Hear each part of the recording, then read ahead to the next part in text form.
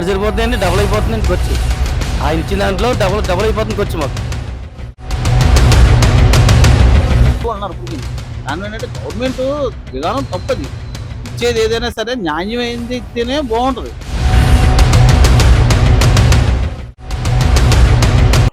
Ninety 99% హామీలన్నీ అమలు చేస్తే నేను నెరవేర్చాం. మొట్టమొదటి ప్రభుత్వం మాది, అభివృద్ధి పదంలో ఉన్న ఆంధ్రప్రదేశ్ అంటున్నారు. జరిగిందంటారా? 3 క్యాపిటల్ కానీ, మద్యపాన నిషేధం కానీ, ప్రత్యేక హోదా కానీ, పోలవరం కానీ. ఆయన మధ్యపాతం చేయలేదండి, అనుకున్నది నెరవేర్లేదు. అలాగే పోలవరం అనుకున్నది ఏం చేయలేదు. అక్కడ ఏం చేయకుండా అక్కడికి వెళ్ళి వాళ్ళు కూడా పోలీసులు పెట్టి చూడడం కూడా వెళ్ళకుండా అది ఆపేస్తాడు ఆయన.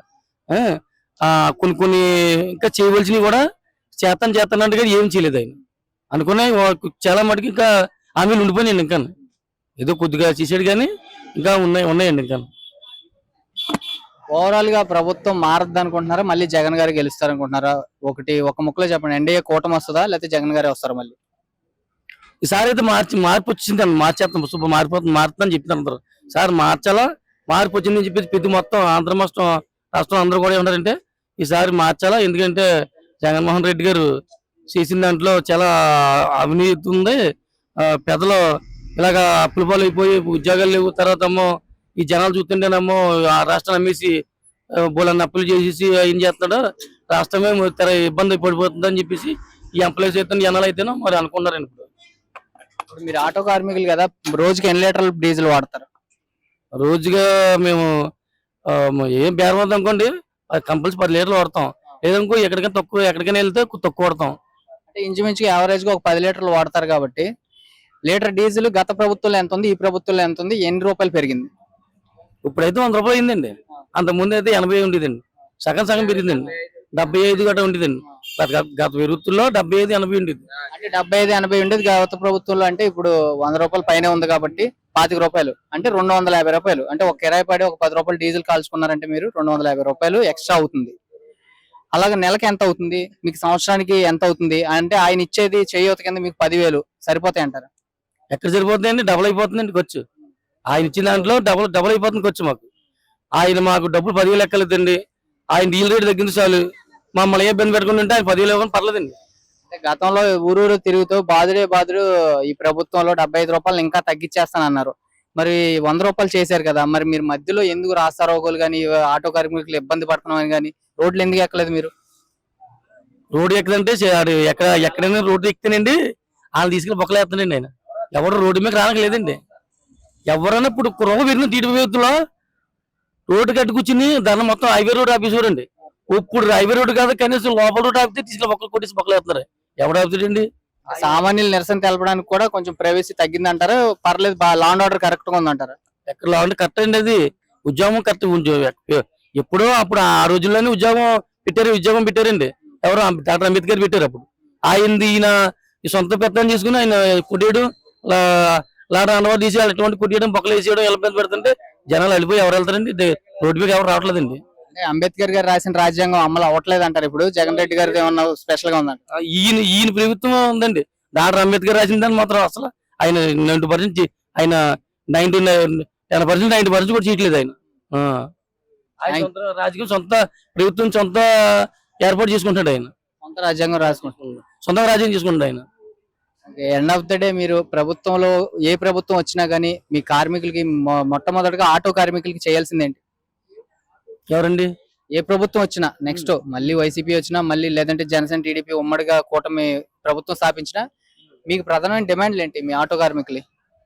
మా డిమాండ్లు ఏమంటే డీల్ రేట్లు తగ్గించండి. మాకు ఏ ఇబ్బంది పెట్టగా ఆటో ఆపేసి కేసులు రాకుండా ఉండి హ్యాపీగా పోతే చాలండి. మాకు ఇంకేం అవసరం లేదు. అలా ఏం అవసరం లేదు.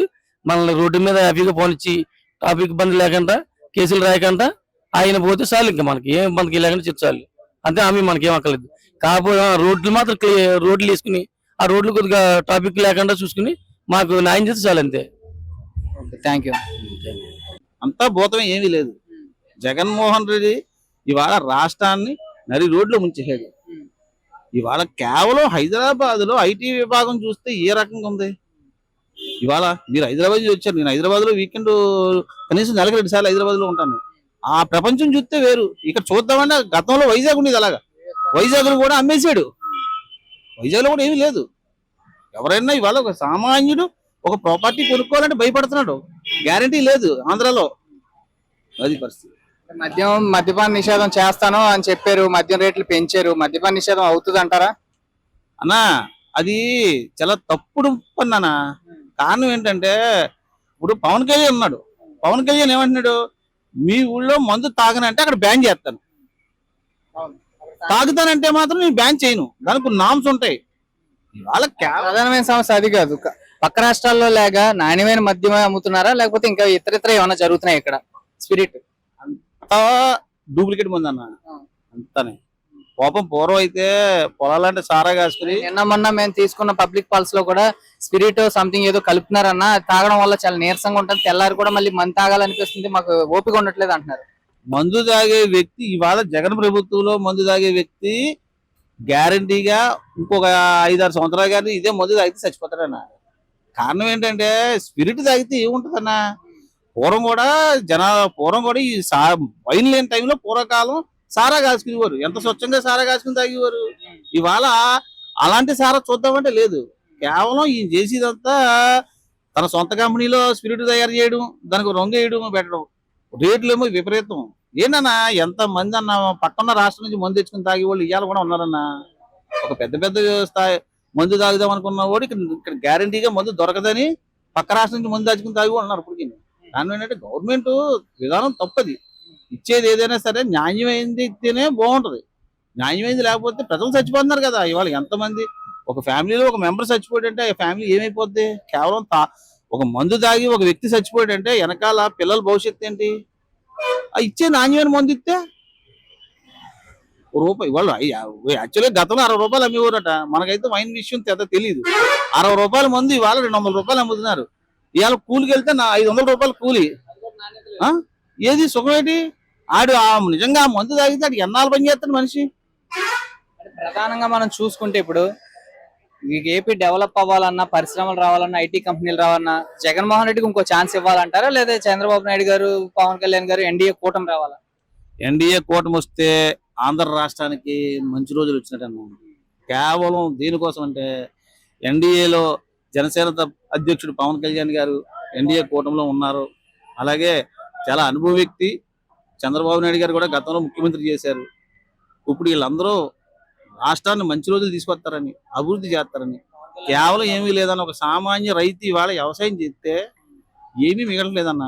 ఇవన్నీ పక్కన పెట్టు. సామాన్యం ఒక రైతు ఎకరం పొలం ఉన్న రైతు వ్యవసాయం పండిస్తే తిరిగి ఎకరానికి 20,000 రూపాయలు లాస్ వస్తుంది. ఏంటి కారణం అంటే పండిన పంటకు రేటు లేదు. వచ్చేటప్పుడు జగన్ ఏం చెప్పాడు, నేను రైతు రాజ్యాన్ని తీసుకొస్తానండి. రైతు రాజ్యం కాదు, మందు రాజ్యం తీసుకొచ్చాడు.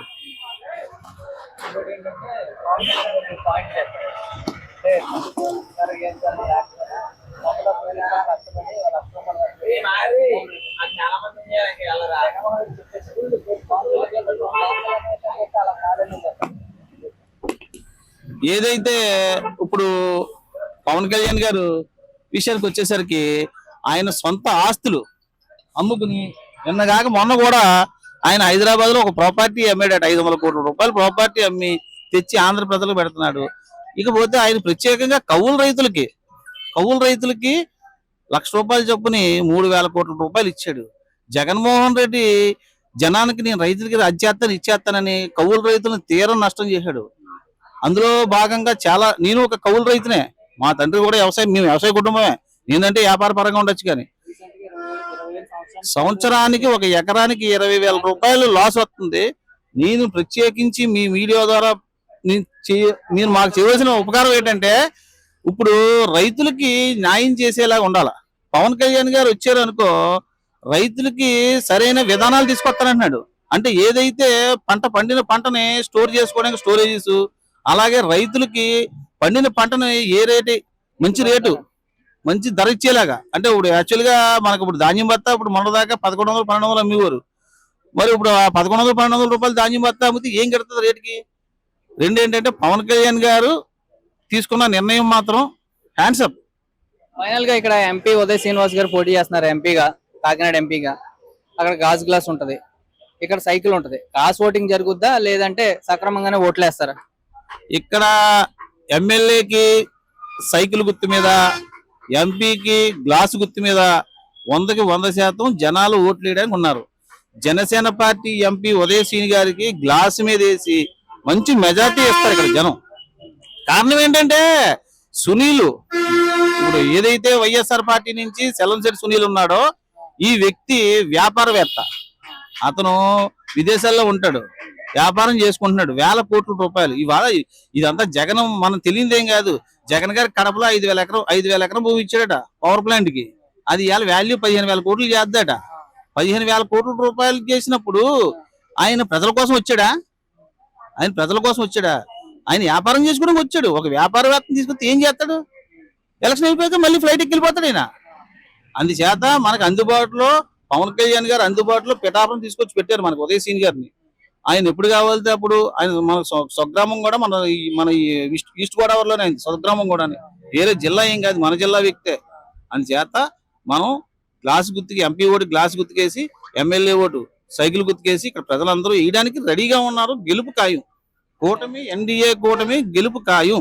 అక్కడ మోడీ గారు ప్రధానమంత్రి అవడం, ఇక్కడ కూటమి అభ్యర్థి ముఖ్యమంత్రి అవడం, అలాగే ఇక్కడ ఎమ్మెల్యే ఎంపీ అన్ని కూడా మంచి గెలుపుతో మనం ముందుకు రావడానికి ప్రజలు వెయిటింగ్ లో ఉన్నారు. బయట ప్రజలు మాత్రం గతంలో ఓపెన్ గా వచ్చి బయట తిరిగేవారు.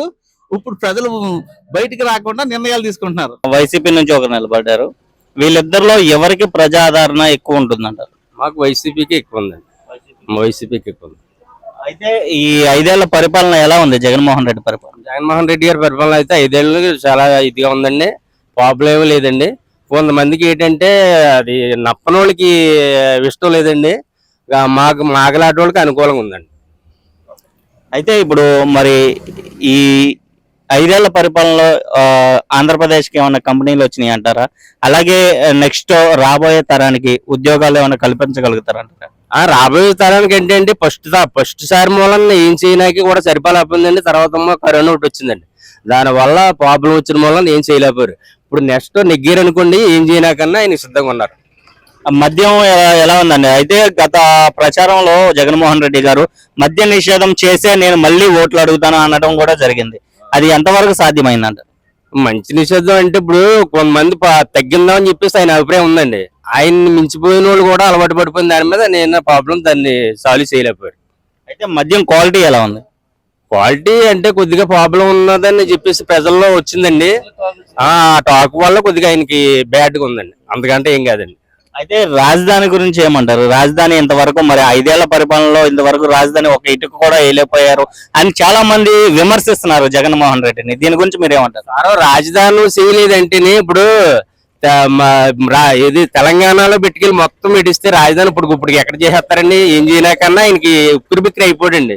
ఆయన ఒకరు పోరాడుతున్నాడండి, 100 మంది ఒకేపు అయిపోయారండి, ఆయన ఒకరు పోరాడుతున్నాడు. ఎలా చేస్తారండి?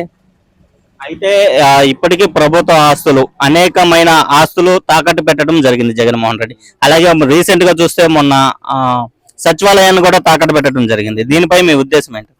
తాకట్లు పెట్టినాకంటే ఊరికినే ఎందుకు పెడతారు సార్? ఇప్పుడు ఎవరికొకరు ఎవరికన్నా ఏదోలా ముందుకు తీసుకెళ్లాలని చూస్తారండి. ఆయన మాత్రం ప్రాబ్లం పాడు చేయాలని ఉండదు కదండి. తాకట్లు ఎందుకు పెడతారండి? బెటర్ కదా. ఆల్రెడీ పెట్టారు కదా జగన్మోహన్ రెడ్డి గారు. మరి తాకట్లు ఎందుకు పెడతారు సార్? ఎలా పెడతారండి? పెట్టినాకంటే ఇప్పుడు చంద్రబాబు నాయుడు హైటెక్ సిటీ అని మొత్తం పట్టుకెళ్ళి అక్కడ పెట్టేశారు. ఇప్పుడు ఫ్యాక్టరీలు ఇక్కడ ఏమి లేవండి. ఆంధ్రప్రదేశ్ లో కంపెనీలు ఏమి లేవండి, ఫ్యాక్టరీలు ఏమి లేవండి. ఫ్యాక్టరీ లేని దాని మీద ఉద్యోగాలు జాబులు ఎక్కడిచ్చేస్తారండి? కూడా తోరతానే పెట్టి మనకి ఇప్పుడు మళ్ళీ రేపు నెక్స్ట్ టైంలో ఫ్యాక్టరీలు కంపెనీలు ఏమైనా పెరిగితే దాన్ని పెట్టి ఉద్యోగాలు ఏమన్నా ఇవ్వనాకన్నా ఆయన దేనికన్నా సిద్ధంగా జరిపోతాడు. అది లేదు ఇది లేదు దాని మీద ఆయన ఇప్పుడు మనకి ఏమీ లేని దాని మీద ఉద్యోగాలు వచ్చేయాలంటే ఎక్కడ వచ్చేద్దండి? మరి 5 ఏళ్లలో ఎందుకు తేలేకపోయారు కంపెనీలు జగన్మోహన్ రెడ్డి గారు? అయితే ఇప్పుడు తెలంగాణలో చూసుకుంటే ఈ 5 ఏళ్ల మట్టి చాలా కంపెనీలు రావడం, డెవలప్మెంట్ అవడం బాగా జరిగింది. అలా మన ఆంధ్రప్రదేశ్ కి ఎందుకు తేలేకపోయారు జగన్ గారు? ఇటు సార్ తెలంగాణ అంటే తెలంగాణలో మొత్తం తెలంగాణనే కదా ముందు మనం పిచ్చేస్తా. మన ఆంధ్రప్రదేశ్ అది కలిసి ఉండేటప్పుడు, 2 రాష్ట్రాలు కలిసి ఉండేటప్పుడు మొత్తం పట్టుకెళ్ళి తెలంగాణలో పెట్టారండి. ఆంధ్రప్రదేశ్ ప్రత్యేకంగా పక్కన పెడితే ఇప్పుడు ఆంధ్రప్రదేశ్ దాన్ని పుంజుకోవాలంటే ఎక్కడ పుంజుకుంటదండి? దానికి ఒక టైం కావాలి కదండి. ఆ టైం ఈసారి ఆయనకి ఇస్తే తర్వాత చేయకపోతే మనం ఆయన్ని పక్కన పెట్టొచ్చండి. ఈ 5 ఏళ్ళలో ఏం చేయలేకపోయారు అంటారు మరి? ఈ 5 ఏళ్ళు అంటే కరోనా ఒకటి వచ్చిందండి. కరోనా అంటే ప్రజల్ని ఆయన తప్పండి, లేకపోతే వేరే వాళ్ళు ఎవరన్నా అయితే మాత్రం ఆయన ప్రజలను అంత ఇది చిత్రంగా చేయాలంటే ఎవరితరం కాదండి. ఆయన ఒక్కడే చేసాడండి. కరోనా అంటే చిన్న పని కాదండి. ఇవాళ హాస్పిటల్ ఉన్నాయండి, గుండె ఆపరేషన్లు ఉన్నాయండి. ఎవరు కూడా ఎవరిని పెద్ద ఊళ్ళో నాయకులు కూడా టచ్ చేయకుండా డైరెక్ట్ గా పోతున్నాండి. ఆటో ఉన్నా ఇది ఉన్నా డైరెక్ట్ వెళ్ళి మనం చేయించుకున్నా చెప్తుందండి. అవి ఎవరికి నప్పితే లేదండి. అవి ఎలా నప్పుతాయండి? అవి లోపల ఉండిపోతాయి కదా. అది అయితే మరి ఆటో వాళ్ళకి చూసుకుంటుంటే 10,000 రూపాయలు ఇస్తున్నారు, సంక్షేమం ఇస్తున్నారు. మరి డీజిల్ రేట్లు కానీ అలాగే మీకు ఆటోకి కానీ రోడ్లు కానీ ఎలా ఉన్నాయి? రోడ్లు బాగున్నాయండి, డీజిల్ రేట్లు కూడా అనుకూలంగా ఉన్నాయండి. ఇప్పుడు గతంలో 10,000 మంది ఉన్నారంటే ఇవాళ 20,000 మంది పెరిగారండి. దాన్ని బట్టి పెరుగుతాయండి రేట్లు. 10,000 మంది సరిపడగా ఉంటే మనకు అనుకూలంగా జరుగుతుందండి. ఇంకో 10,000 పెరిగితే ఎక్కడ సరిపోద్దండి మరి? అయితే గతంలో చూసుకుంటుంటే చంద్రబాబు నాయుడు పరిపాలనలో ఉన్నప్పుడు కానీ ఇంకా అంతకు ముందు పరిపాలన కానీ అయితే జాబులు ఉండేవి, అందువల్ల యువత జాబులకు వెళ్ళిపోయేవాళ్ళు. ఆ జాబులకి లేక ఈ ఆటోలు తోలుకోవడం ఇలా పనులకు వెళ్ళడం జరుగుతుంది అని చెప్పి ప్రతిపక్షం విమర్శిస్తుంది. దీని గురించి మీరేమంటారు? ప్రతిపక్షం వచ్చింది ఏంటంటే రేపు ప్రతిపక్షం కూడా అదే ప్రాబ్లం వస్తుంది సార్. మనకు ఉంటేనే కదా సార్ మనం చేసేది. ప్రతిపక్షం ఎవరుతుంది అంటేనే రేపు నెక్స్ట్ ఇప్పుడు ప్రతిపక్షం వచ్చేసినా కానీ ప్రతిపక్షం ఎక్కేసినా మాత్రం వాళ్ళ జాబులు ఇచ్చేనాక ఏం సిద్ధం లేదు కదండి. ఇక్కడ ఈయనంతా అయినా అంతే కదా. ఇప్పుడు మనకు ఉన్నదే కదండి మనం చేసుకుంటేది, లేని ఇంకోటి తెచ్చి మనం పెట్టలేం కదా.